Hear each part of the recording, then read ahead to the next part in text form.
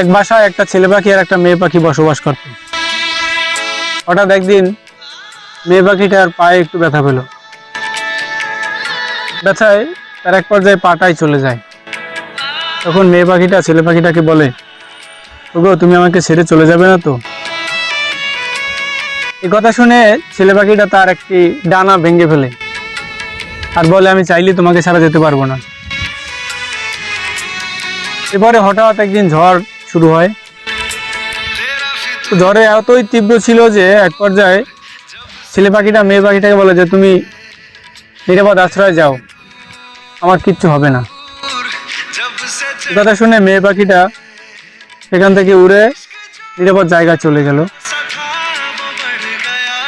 কিছুক্ষণ পর ঝড় থামার পরে মেয়ে পাখিটা এসে দেখলো ছেলে পাখিটা মরে পাশেই পড়ে রয়েছে, আর পাশে সুন্দর করে লেখা আছে, তুমি যাওয়ার আগে যদি একটাবার বলতে,